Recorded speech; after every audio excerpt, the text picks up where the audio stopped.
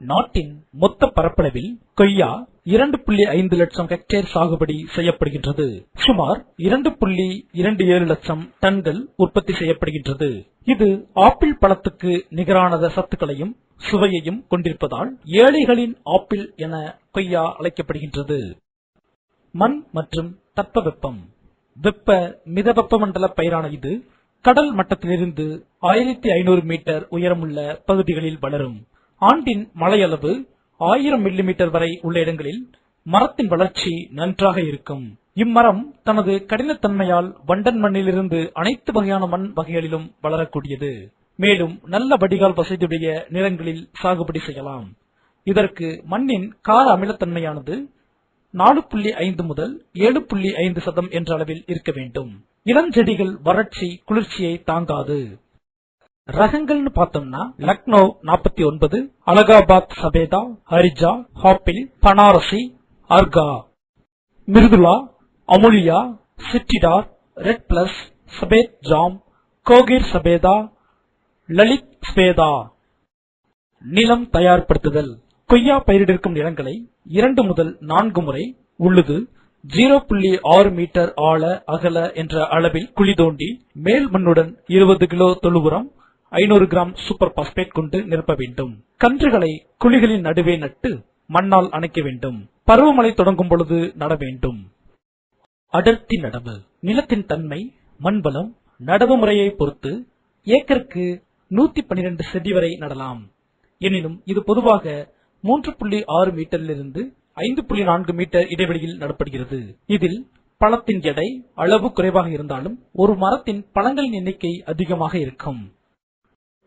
நடவு முறை 10x10, 12x10, 12x12 மற்றும் 16x8 ஆகிய இடைவெளிகளில் நடவு செய்யலாம். ஒட்டுக்கன்றுகளை 2x2 என்ற அளவுள்ள குழிகளில் நடவு செய்ய வேண்டும். குழிகளில் தொழு உரம் மற்றும் மண் 1:1 என்ற விகிதத்தில் கலந்து நிரப்ப வேண்டும். பின் ஒட்டு நாற்றுகளை நட்டு சிறு மூங்கில் குச்சிகளை அதற்கு ஆதரவாக நட வேண்டும்.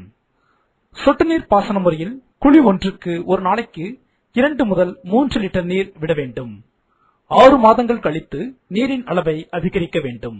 செடி நேராக 1 அல்லது 2 கிளைகள் விட்டு பக்க கிளைகளை ஒடிக்க வேண்டும். நீர் மேலாண்மை. பொதுவாக கொய்யா மரங்களுக்கு நீர்ப்பாசனம் தேவையில்லை. ஆனால் தொடக்க நிலையில் இளஞ்செடிகளுக்கு ஓராண்டுக்கு 8 முதல் 10 முறை நீர்ப்பாசனம் அவசியம். முழு வளர்ச்சி தாங்கிய மரங்களுக்கு மே, ஜூலையில் வாராந்திர இடைவெளியில் நீர் பாய்ச்ச வேண்டும். சொட்டு நீர் பாசனம் மூலம் 60% தண்ணீர் சேமிப்பதுடன் பழத்தின் எடை அளவு கணிசமாக அதிகரிக்கும். உரமிடும் முறை. ஆண்டுக்கு 2 முறை நன்கு மக்கிய தொழு உரம் செடிக்கு 5 கிலோ வீதம் இட வேண்டும். மேலும் மண்புழு உரம் இடுதல் நல்லது. உர உபயோகத்தை அதிகப்படுத்த ஏக்கருக்கு 5 கிலோ அசோஸ்பெரிலம் மற்றும் பாஸ்போபாக்டீரியா போன்ற உயிர் உரங்களை தொழு உரத்துடன் கலந்து இட வேண்டும். நோய்களிலிருந்து பாதுகாக்க சூடோமோனாஸ் மற்றும் ட்ரைகோடர்மா ஆகிய உயிரியல் பாதுகாப்பு மருந்துகளை ஏக்கருக்கு தலா 5 கிலோ வீதம் இட வேண்டும். முதல் 2 ஆண்டுகளுக்கு செடியில் வரும் பூக்கள் மற்றும் காய்களை அகற்ற வேண்டும். 2 ஆண்டுகளுக்கு பின் காய்க்க அனுமதிக்கலாம்.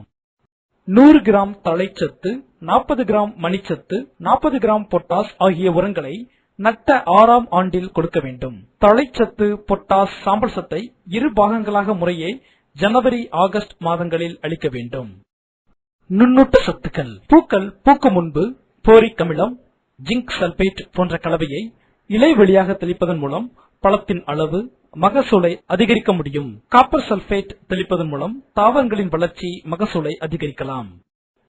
பின்சை நேர்த்தி. களைகள் பெரும்பாலும் பாதிப்பை ஏற்படுத்தி 30 முதல் 40% வரை மகசூலை குறைக்கின்றது. களைக்கொல்லியாக கிராமக்சோன் தெளிக்க வேண்டும். பழத்தோட்டத்தில் மண் வளத்தை மேம்படுத்த 2 முதல் 3 முறை நிலத்தை உழ வேண்டும். மேலும் ஆண்டுக்கு 2 முறை மூடாக்கு காகித விரிப்பு மூலம் மண்ணின் ஈரத்தன்மையை பாதுகாக்கலாம். ஊடுபயிர்கள். கொய்யாவில் பச்சை பயிர், உளுந்து, தக்காளி மற்றும் பீட்ரூட், சாம்பல் பூசணி, வெள்ளரி, அன்னாச்சி, பீன்ஸ், முட்டைக்கோஸ் போன்ற பயிர்களை பயிரிடலாம். கவாத்து மற்றும் சீரமைப்பு. கொய்யா மரங்களில் கவாத்து செய்வதன் மூலம் பழத்தின் தரம் மகசூலை அதிகரிக்க முடியும். காய்களை தாங்குவதற்கேற்ப கிளைகளின் வலுவான கட்டமைப்பை உருவாக்குகிறது. இதற்காக தரைமட்டத்திலிருந்து வெளியே வரும் தளிர்களை 30 சென்டிமீட்டர் வரை துண்டிக்க வேண்டும். மேலும் 4 தூக்கு கிளைகளை வளரவிட்டு நடுப்பகுதியை திறக்க வேண்டும். பயிர் ஒழுங்குபடுத்துதல். பருவகால பயிர்களை ஒப்பிடுகையில் குளிர்காலத்தில் பயிர்கள் தரம் உயர்ந்தும் அதிக விலைக்கும் போகும். எனவே விவசாயிகள் பெரும்பாலும் பூக்களை கிள்ளிவிடுவதன் மூலம் பருவகால பயிர்களை தவிர்க்கின்றனர். இதற்காக மாலிக் அமிலம், நாப்தாலிக் அமிலம் மற்றும் 2.4D ஆகியவற்றை பயன்படுத்தலாம். வேர்களை கவாத்து செய்வதன் மூலமும் வேர்களை பயிர் பாதுகாப்பு. பல ஈக்களை கட்டுப்படுத்த மாலத்தியான் 1 லிட்டருக்கு பாஸ்போம்டான் 0.5 மில்லி மருந்தை நீரில் கலந்து தெளிக்க வேண்டும். மாவுப்பூச்சியை அழிக்க மாலத்தியான் 1 லிட்டருக்கு 2 மில்லி மரத்தை சுற்றி பாலித்தீன் பையை கட்டுவதன் மூலம் தடுக்கலாம். நோயை பொறுத்தவரை வேரழுகல், இலைப்புள்ளி நோய் அதிக அளவில் சேதம் ஏற்படுத்தும். இதனை கட்டுப்படுத்த குயினால் சல்பேட்டை ஊசி மூலம் செலுத்தியும் காப்பர் ஆக்சிகுளோரைடையும் 1 லிட்டருக்கு 2 மில்லி என்ற அளவில் கலந்து பயன்படுத்தலாம். வாடல் நோய். இந்நோயானது 5 வயதுக்கு மேற்பட்ட மரங்களில் தோன்றுகிறது. இந்நோயினால் பாதிக்கப்பட்ட மரங்களின் இலைகள் மஞ்சள் நிறமாக மாறும். பின் இலைகள் பழுத்து கீழே உதிர்ந்துவிடும். பாதிக்கப்பட்ட கொய்யா மரங்களிலிருந்து புதுத்தளிர்கள் மற்றும் பூக்கள் தோன்றாது. பாதிக்கப்பட்ட மரங்களிலிருந்து தோன்றும் காய்கள் சிறியதாகவும் கல் போன்று கடினமானதாகவும் இருக்கும். வேர் பகுதி அழுகியும் பட்டைகள் எளிதாக உரிந்துவிடும் நிலையில் காணப்படும். முற்றிய நிலையில் மரக்கிளைகளில் உள்ள இலைகள் அனைத்தும் உதிர்ந்துவிடும். மரம் முழுவதும் வாடி பின்பு இறந்துவிடும். வாடல் நோய் மேலாண்மை. களை செடிகளை அப்புறப்படுத்தி வயல்வெளிகள் சுற்றுப்புறங்களை சுத்தமாக பராமரிக்க வேண்டும். தேவையான உரம் மற்றும் நீர் அளித்து மரத்தை வீரியத்துடன் பராமரிக்க வேண்டும். வாடல் நோய் அறிகுறிகள் தென்பட்டால் 1 லிட்டர் தண்ணீரில் 1 கிராம் கார்பன்டசியம் மருந்தை கலந்து நோய் தாக்கிய மரத்தின் தூரை சுற்றி வேர்பகுதி நனையும்படி மருந்து கலவையை ஊற்றி இந்நோயினை கட்டுப்படுத்தலாம். எலிக்காது இலை நோய். பரவலாக மரத்தின் கிளைகளில் உள்ள இலைகள் பொன் மஞ்சள் நிறமாக மாற்றமடைந்து உதிர்ந்து விடுகின்றன. மேலும் ஒரு சில கிளைகளில் வழக்கமான இலைகளை விட எலியின் காது போன்ற வடிவம் கொண்ட சிறு சிறு இலைகள் காணப்படுகின்றன. இதனால் மகசூல் குறைவு ஏற்பட்டு நாளடைவில் மரங்கள் பட்டுப்போகவும் வாய்ப்பு உள்ளது. இது போன்ற பாதிப்பு நுண்ணூட்டச்சத்தின் குறைபாட்டினால் ஏற்படுகிறது. எலிக்காது இலை நோயினை கட்டுப்படுத்த துத்தநாகம் sulphate, magnesium sulphate, manganese sulphate போன்றவற்றினை தலா 5 கிராம் வீதம் எடுத்து காப்பர் சல்பேட், ஃபெரஸ் சல்பேட் ஆகியவற்றினை தலா 2.5 கிராம் என்றவாறு 1 லிட்டர் தண்ணீரில் கரைத்து 4 முறை தெளிக்க வேண்டும். முதல் முறை துளிர் பருவத்தில் தெளித்து 1 மாத இடைவெளிக்கு பிறகு பூ பூக்கும் பருவம், பின்பு பிஞ்சு பிடிக்கும் பருவம் மற்றும் காய் பருவம் ஆகிய தருணங்களில் கைத்தளிப்பான் கொண்டு காலை அல்லது மாலை வேளைகளில் தெளிக்க வேண்டும். காய் துளைப்பான். புழுக்களானது கொய்யா காய்களில் துளையிட்டு சென்று உண்டு பின்பு காய்ந்து பழுக்கு முன்னரே விழுந்துவிடும். புழுவானது பழுப்பு நிற தலையையும் இளஞ்சிவப்பு உடலில் சிறு மெல்லிய உரோமங்களையும் பெற்றிருக்கும். தாய்ப்பூச்சி சிறியதாக மஞ்சள் நிற இறக்கையில் நிறைய கருப்பு புள்ளிகளுடன் இருக்கும். ஆண் பூச்சி உடம்பின் பின்பகுதியில் நுனியில் கருமையான முடிக்கொத்தும் காணப்படும். காய் துளைப்பானை கட்டுப்படுத்த பழ ஈ. புழுக்கள் மற்றும் ஈக்கள் பாதி கனித பழங்களையே தாக்கும்.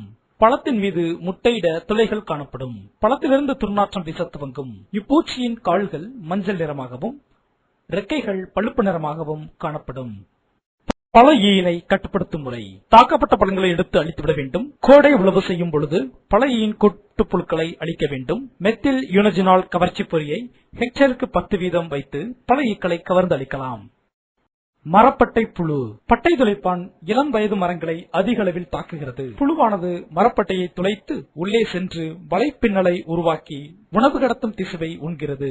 புழு இரவு நேரங்களில் மட்டும் மரப்பட்டையை உண்கிறது. பகல் நேரங்களில் மரத்துளைகளில் மறைந்து வாழ்கிறது. இப்புழுவானது பழுப்பு நிறத்தில் இருக்கும். வண்டு மஞ்சள் நிறமுடையது. முன் ரெக்கையில் பழுப்பு நிறக்கோடும் பின் ரெக்கையில் வெண்ணிற பட்டைக்கோடும் இருக்கும். ஆண் வண்டானது சிறியதாகவும் பெண் வண்டானது பெரியதாகவும் காணப்படும். தேயிலை கொசு.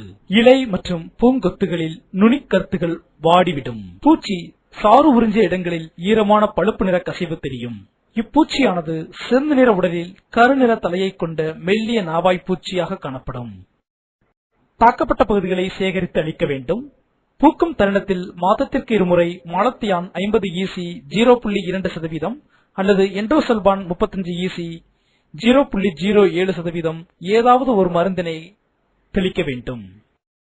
பச்சை செதில் பூச்சி. இதன் குஞ்சுகளும் தாய்ப்பூச்சிகளும் இலைகளின் சாறுகளை உறிஞ்சும்.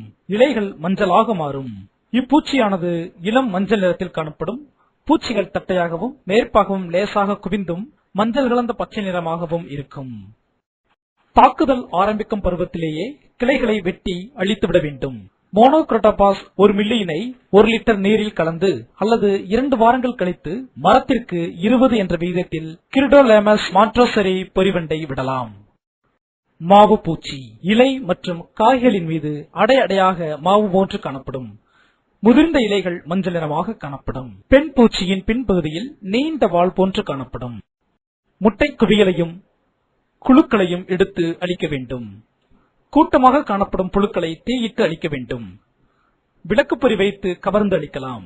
மெத்தில் டெமட்டான் 25 EC 0.05% அல்லது டைமித்தோயேட் 30 EC 0.06% கலந்து தெளிக்க வேண்டும். அல்லது மரத்திற்கு 20 என்ற விதத்தில் கிரிப்டோலமஸ் மான்ட்ரோசரி பொறிவண்டை விட வேண்டும். வெள்ளை ஈ. குஞ்சுகளும் தாய்ப்பூச்சிகளும் இலைகளில் உள்ள சாற்றை உறிஞ்சும்.